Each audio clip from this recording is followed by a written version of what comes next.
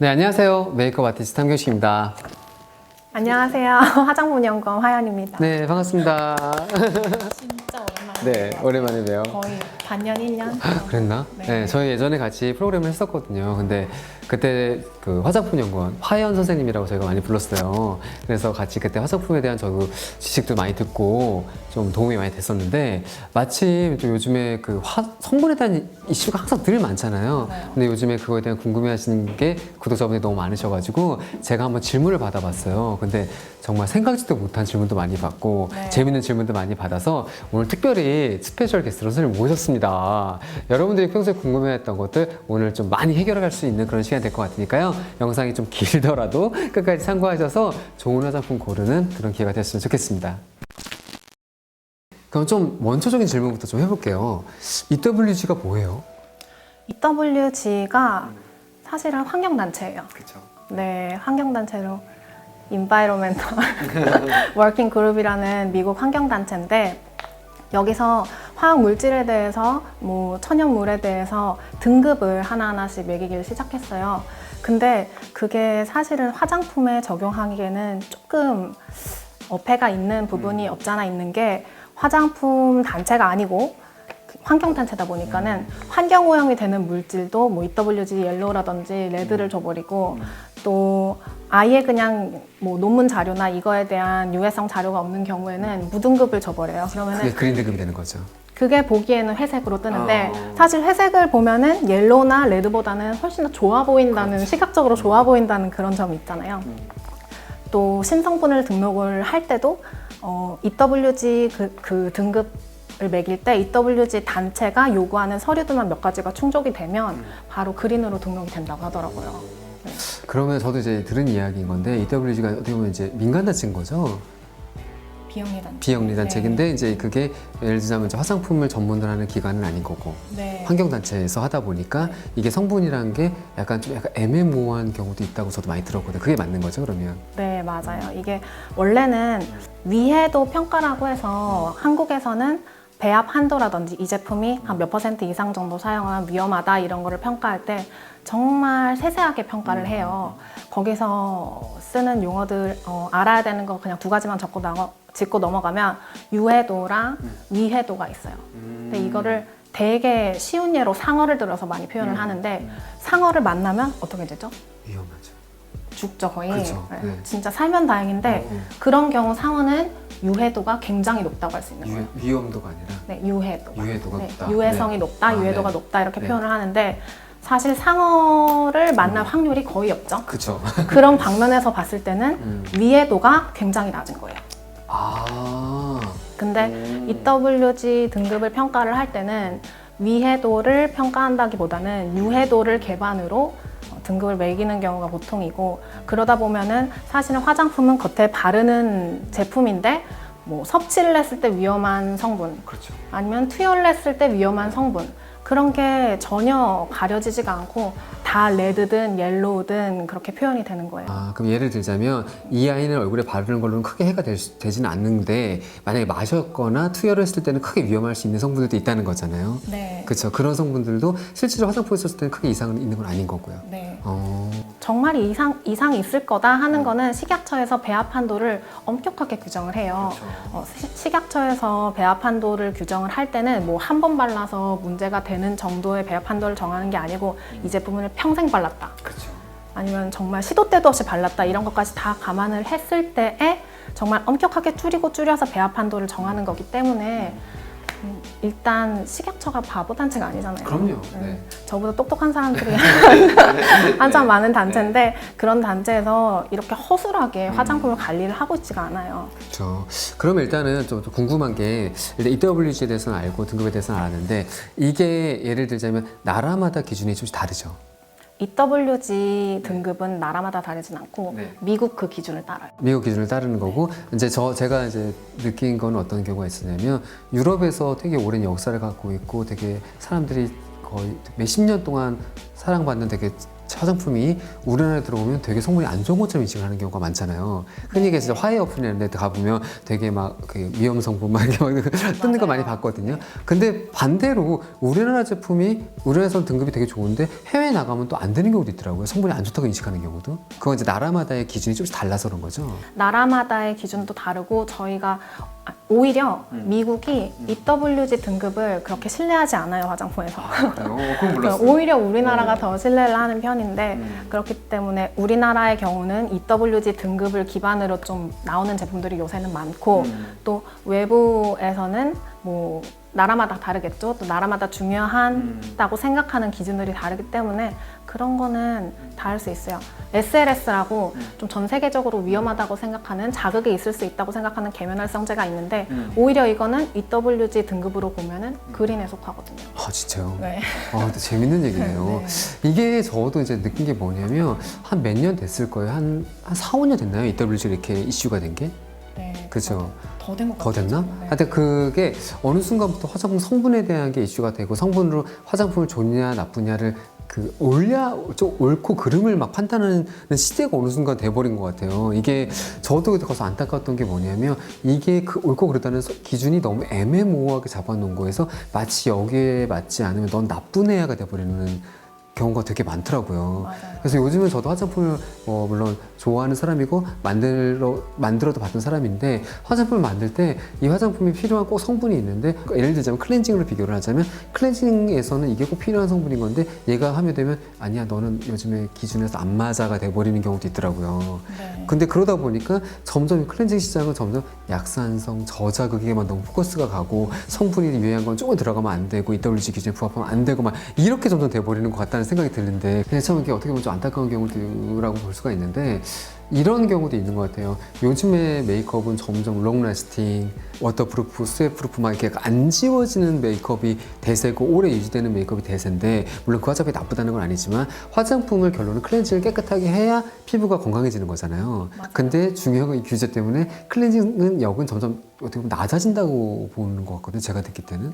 규제라기보다는 약산성 계면활성제를 요새 너무 찾으시니까 약산성 클렌징을 너무 찾다 보니 그런 문제가 생기는 것 같아요. 그 약산성 클렌징이 왜 대두가 되기 시작했냐면 건강한 피부가 보통 pH가 4에서 6, 뭐 정말 건강한 피부는 5.5 해서 약산성을 띈다고 해요. 근데 그게 피부의 피지막 때문에 그런 거거든요. 피지막이 뭐냐면 피지랑 땀이랑 섞여가지고 유화되면서 피부에 얇게 막이 깔린 보호막, 천연 보호막을 피지막이라고 해요. 근데 이 피지막이 있기 때문에 pH가 약산성 2단데 이게 막 거꾸로 되고 막 뒤죽박죽되고 순서가 그쵸. 네. 약산성 제품을 사용한다고 피부가 약산성이 되는 건 아니잖아요. 맞아요. 그렇죠. 네. 예를 들면 지성에 가까운 사람들 보통 알칼리성이라고 부르죠. 산성. 산성. 네. 반대죠. 건성에 가까운 사람들을 알칼리성. 네. 네. 이렇게 반대로 부르는데 그걸 제품을 사용한다 그게 되지는 않는 거예요. 그렇죠. 맞아요. 오히려 지성인 경우는 피지가 많아서 pH가 산성에 가깝기 때문에 오히려 약 알칼리를 써줘서 약산성에 맞추는 그런 게 피부에 훨씬 건강에 좋거든요. 근데 이제 그래서 제가 느낄 때는 화장품을 너무 이렇게 성분이라던가 너무 이렇게 어느 규제나 기준에 따라서 고른다기보다는 일단 내 피부 타입을 정확히 잘 알고 내 피부 타입에 맞는 제품을 고르는 게 조금 더 맞는 순서가 아닌가.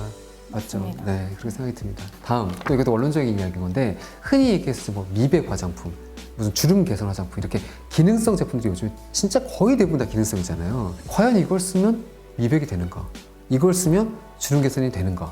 물론 어느 정도 되겠지만 이게 과연 효과가 있나요? 미백이란 게? 확실하게 얘기할 수 있는 건 어느 정도는 된다예요. 왜냐하면 화장품이라는 것 자체가 기본적으로 인체 작용이 경미한 것을 화장품이라고 부르거든요. 긍정적인 작용이든 부작용이든 굉장히 자극이 경미해서 매일매일 사용해도 무리가 없고 피부에 자극이 없는 것들을 화장품이라고 해요. 그래서 어느 정도 미백하고 주름 개선의 효과는 볼 수 있겠지만 더 크게 더 이상을 만약에 바라시는 분들이 계시면은 피부과를 가는 것이 제일 이런 질문도 왔어요. 제가 화장하면 눈물이 찔끔 나는데 화장품이 안 맞는 걸까요? 그럴 수 있어요. 특히 뭐 안구 건조증이 심한 사람이라든지 아니면은 혹시나 유통기한 지난 화장품을 발랐을 경우에는 그 현상이 극대화되기는 하는데 기본적으로 에탄올이 들어가거나 특정 방부제를 썼을 때 고객사에서 눈에 자극이 느껴진다 이런 경우도 있었다고 하고요. 네, 일단은 에탄올 같은 휘발성 성분들이 눈에 자극을 많이 일으키죠. 저런 경우도 봤어요. 저는 그 선크림에 유기적 자외적 차단제를 했을 때 눈 시림 현상이 발생할 수 있다는 얘기도 들었는데 그게 또 맞나요? 네, 그 유기자차 성분 때문이기도 한데 거기에 플러스로 유기자차 성분을 안정화시키려면 정말 많은 양의 용매가 들어가요. 근데 그 용매가 눈시림을 유발할 가능성이 있죠. 그렇죠. 보통 그래서 선크림 때문에 그런 걸 저는 불편함을 겪는 분들 좀 의외로 많이 봐가지고 그런 분들은 이제 물리적 차단제를 쓰는 게 좋은 거죠. 눈 네. 시림이 좀 많으신 분들은. 네, 거기에 플러스로 에탄올이 들어가지 있지 않은 제품으로. 근데 물리적 차단제도 약간의 단점 중에 하나가 백탁, 그렇죠. 네. 그래서 이제 이거는 선택을 해야 되는 것 같아요. 이제 백탁을 긍정적으로 본 분들도 있더라고요. 토너 크림으로 맞아요. 토너 크림에도 티타늄 디옥사이드가 들어가니까. 근데 있는데 이제 이건 선택의 문제인 것 같아요. 그렇다고 내가 이제 눈시림이 있는가, 그거에 예민한가, 아니면 백탁을 좋아하는가 이런 걸 선택을 하면 되겠네요. 네. 네, 알겠습니다. 스킨케어 제품들 중에 콜라겐 성분을 강조하여 주름 개선, 속 건조 방지 등을 내세우는 제품들이 여전히 많이 나오는데, 하지만 제가 아는 선에서는 콜라겐 성분은 체내에 흡수되지 않을 뿐더러 그대로 배출되거나 체내에 쌓여 혈관을 막는다고 알고 있어요. 콜라겐 성분의 스킨케어 제품들 정말 괜찮은가요? 이렇게 물어보는 분이 계세요. 이게 발랐을 때랑 먹었을 때랑이 다르거든요. 그러니까 약간 발랐을 때 먹었을 때의 지식이 약간 섞이신 거예요? 네, 그런 그것도 발랐을 느낌이 때. 있어요. 네, 발랐을 때 기준으로 말씀드리면은 콜라겐은 입자 사이즈가 굉장히 커요. 그쵸. 단백질이기 때문에 이 자체로는 뭐 피부의 흡수도가 그렇게 높지가 않아서 요새 추세는 콜라겐에서 한 단계를 분해시킨 콜라겐 펩타이드를 원료로 사용을 많이 해요. 그렇다고 해서 이게 뭐 표피를 넘어서 진피까지 들어가거나 그러지는 않고 뭐 콜라겐뿐만 아니고 많은 화장품들이 표피에서 끝난다고 보면 돼요. 네, 표피 이상으로 뭐 들어가지가 않고 일단 콜라겐이 진피에 있는 교원 섬유잖아요. 진피에서 이렇게 철근 같은 골격을 유지해줘가지고 피부 탄력을 유지시켜주는 성분인데 표피에서도 충분히 피부 결이라든지 뭐 보습 효과라든지 탄력이라든지 효과를 입증될 만한 자료들이 충분히 구비가 되어 있어요. 그렇기 때문에 뭐 먹는 거 이상으로 효과를 볼 수 있다 이렇게는 말 못해도 어느 정도 효과를 볼 수 있다. 그럼 일단은 콜라겐 성분이 어쨌든 피부에 유해하다는 거는 잘못된 상식인 거네요. 얘가 혈관을 막는다거나 뭐 이런 일이 있을 수는 없는 거죠. 제 상식으로는 그렇죠. 그래요. 네, 일단 표피로는 절대 그건 불가능하고요. 화장품이 입자를 아무리 쪼개도 모공을 통해서 표피에서 행해지는 행위를 보통 화장품이라고 하는 거지, 이게 네. 진피까지 들어가면 그거는 솔직히 큰일 나는 거잖아요. 따지고 보면. 면역 체계 문제가 있는 거예요. 그렇죠. 그렇게 생각하시면 쉬울 것 같아요. 이걸 쓴다고 뭐 놀라울 정도 주름이 없어지거나 미백이 되지는 않겠지만 그래도 어느 정도 기대는 할 수 있다.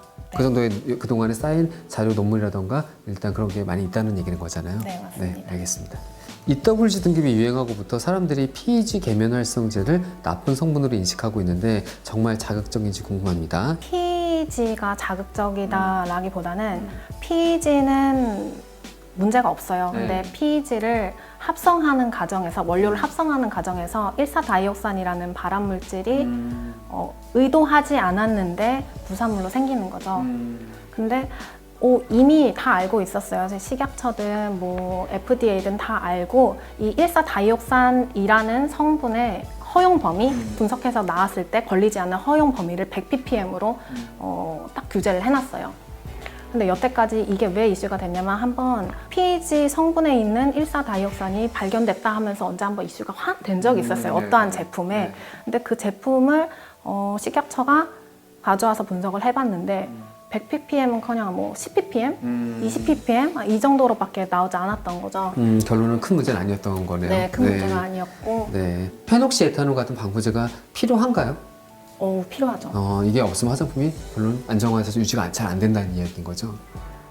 화장품의 안정화뿐만이 아니고 방부제가 안 들어가면 정말 피부에 너무너무 위험한 녹농균이라든지 아니면 황색 포도상 유균 이런 애들이 감염이 돼서 이거는 제가 알기로는 피부 감염을 넘어서 폐렴까지도 갈 수 있는 상황이라고 알고 있거든요.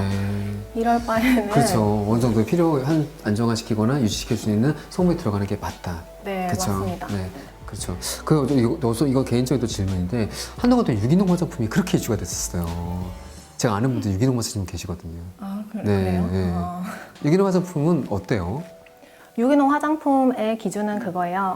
유기농 성분이 10% 이상 함유되고 또 유기농 화장품을 포함한 천연 성분이 95% 이상인 제품을 유기농 화장품이라고 부를 수가 있거든요. 원래 사실은 유기농 화장품에 대한 법적 규제가 정확히 마련되지 않았다가 얼마 전에 생겼어요. 그래서 근데 정제수도 네. 천연으로 쳐요. 그렇죠. 물이 대부분인데 화장품은. 네, 그렇기 때문에 오히려 스킨, 로션, 뭐 저점도 이런 제품들은 천연 화장품을 내기가 너무 쉽고 그렇죠. 비율이 훨씬 높기 때문에. 네, 오히려 색조 쪽을 간다든지 그쵸. 아니면 오일 함량이 굉장히 많은 크림들은 천연 화장품 내기가 힘들죠. 일단 색조가 들어가는 순간 무조건 얘는 성분이 안 좋아진 걸로 우리나라에서는 유기농은 힘들죠. 향료, 인공색소나 인공향료가 들어가면 무조건 일단은 이긴 거잖아요. 참 어려운 문제입니다. 네, 아무튼 네. 이 EGF와 FGF 성분의 정확한 효능에 대해 궁금해요. 피부의 재생을 돕는다고 알고 있는데 그럼 주름 개선에 효과가 있나요? EGF랑 비슷해요. EGF가 에피더멀 그로스 팩터라고 표피에 있는 세포를 성장시켜주는 인자예요. 예, 저 들어봤어요. 네, 그러면은 파이브로블레스트라고 섬유화세포, 진피 안에 있는 섬유화세포를 증식시켜주는 그런 역할을 하는 성분들이에요. 표피의 역할을 보면 어떤 각화 사이클을 돌려서 피부를 재생시키잖아요. 그렇기 때문에 이 EGF를 사용하면 이 재생의 효능을 더 볼 수가 있는 거고 FGF를 사용을 하면 진피에 있는 콜라겐이라든지 엘라스틴이라든지 탄력을 주는 섬유아세포들을 활성화를 시키기 때문에 주름 개선의 효과를 보시려면 FGF를 사용하시면 될 것 같습니다. 네, 알겠습니다. 네. 네. 근데 네? 이거 피디님 이거 자막 어떻게 넣는지?